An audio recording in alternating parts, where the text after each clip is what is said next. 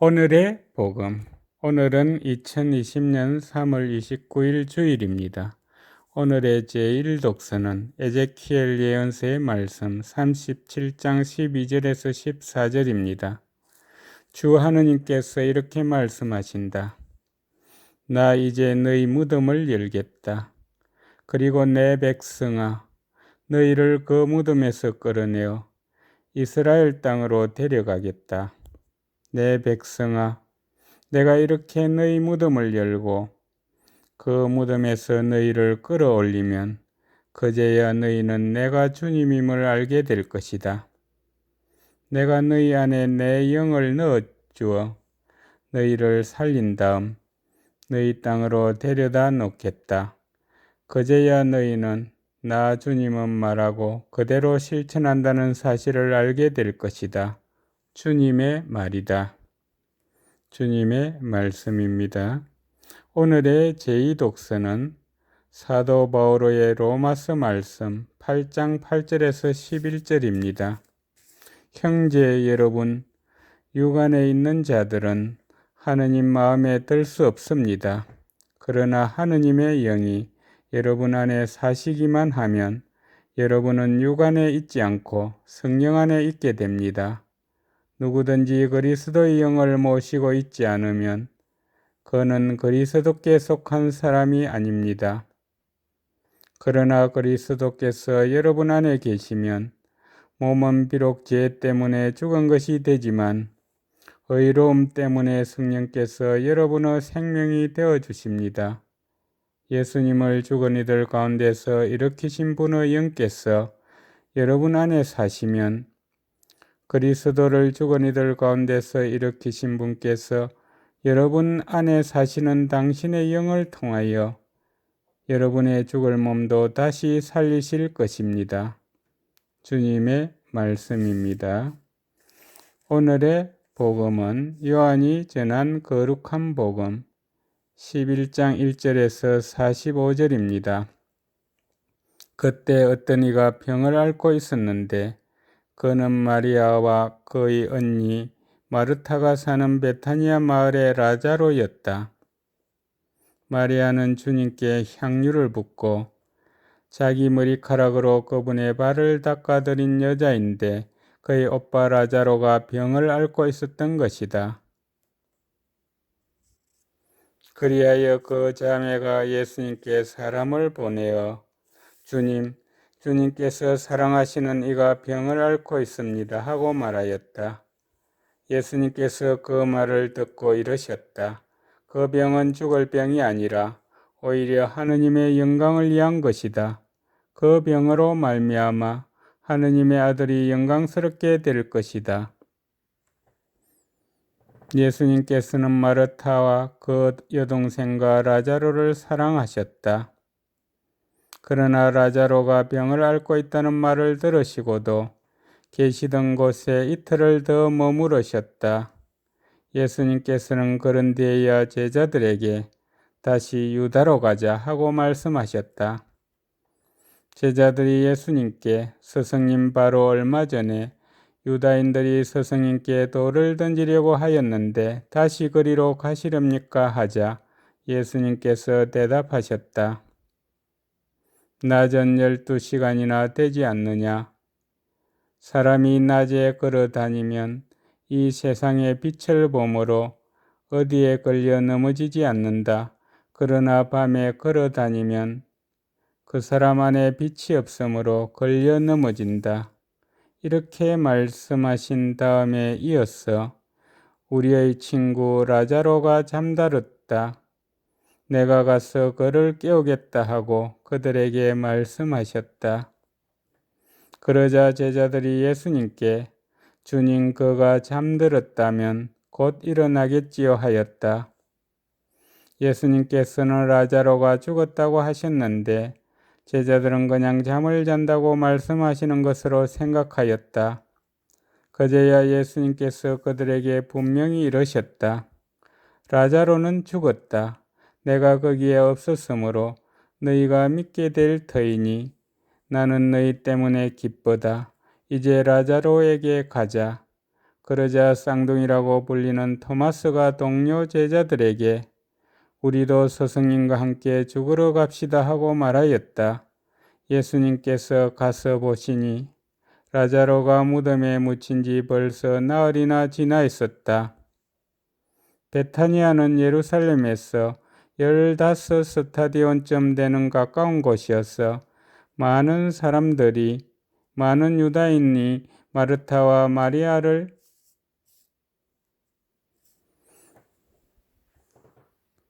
그 오빠 일 때문에 위로하러 와 있었다.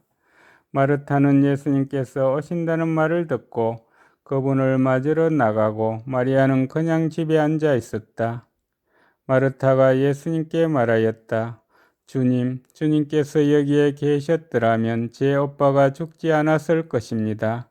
그러나 하느님께서는 주님께서 청하시는 것은 무엇이나 들어주신다는 것을 저는 지금도 알고 있습니다. 예수님께서 마르타에게 네 오빠는 다시 살아날 것이다 하시니 마르타가 마지막 날 부활 때에 오빠도 다시 살아나리라는 것을 알고 있습니다 하였다. 그러자 예수님께서 그에게 이르셨다. 나는 부활이요 생명이다. 나를 믿는 사람은 죽더라도 살고 또 살아서 나를 믿는 모든 사람은 영원히 죽지 않을 것이다. 너는 이것을 믿느냐? 마르타가 대답하였다. 예, 주님. 저는 주님께서 이 세상에 오시기로 되어 있는 메시아이며 하느님의 아드님이심을 믿습니다. 이렇게 말하고 나서 마르타는 돌아가 자기 동생 마리아를 불러 스승님께서 오셨는데 너를 부르신다 하고 가만히 말하였다. 마리아는 이 말을 듣고 얼른 일어나 예수님께 갔다. 예수님께서는 마을로 들어가지 않으시고 마르타가 당신을 맞으러 나왔던 곳에 그냥 계셨다. 마리아와 함께 집에 있으면서 그를 위로하던 유다인들은 마리아가 급히 일어나 나가는 것을 보고 그를 따라갔다. 무덤에 가서 울려는 줄 알았던 것이다.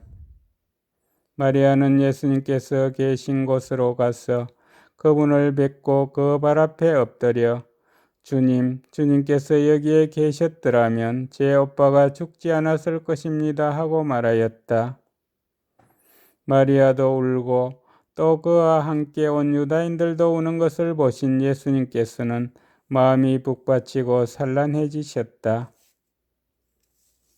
예수님께서 그를 어디에 묻었느냐 하고 물으시니 그들이 주님 와서 보십시오 하고 대답하였다. 예수님께서는 눈물을 흘리셨다.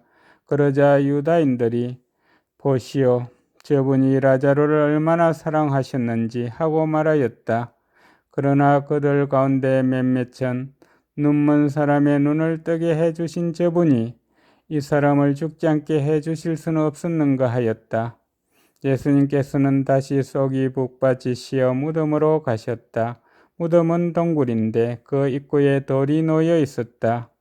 예수님께서 돌을 치우라 하시니 죽은 사람의 누이 마르타가 주님, 죽은 지 나흘이나 되어 벌써 냄새가 납니다 하였다. 예수님께서 마르타에게 말씀하셨다. 네가 믿으면 하느님의 영광을 보리라고 내가 말하지 않았느냐? 그러자 사람들이 돌을 치었다. 예수님께서는 하늘을 우러러보시며 말씀하셨다. 아버지, 제 말씀을 들어주셨으니 아버지께 감사드립니다. 아버지께서는 언제나 제 말씀을 들어주신다는 것을 저는 알고 있습니다. 그러나 이렇게 말씀드린 것은 여기 둘러선 군중이 아버지께서 저를 보내셨다는 것을 믿게 하려는 것입니다. 예수님께서는 이렇게 말씀하시고 나서 큰 소리로 외치셨다. 라자로야, 이리 나와라. 그러자 죽었던 이가 손과 발은 천으로 감기고 얼굴은 수건으로 감싸인 채 나왔다. 예수님께서 사람들에게 그를 풀어주어 걸어가게 하여라 하고 말씀하셨다. 마리아에게 갔다가 예수님께서 하신 일을 본 유다인들 가운데에서 많은 사람이 예수님을 믿게 되었다. 주님의 말씀입니다.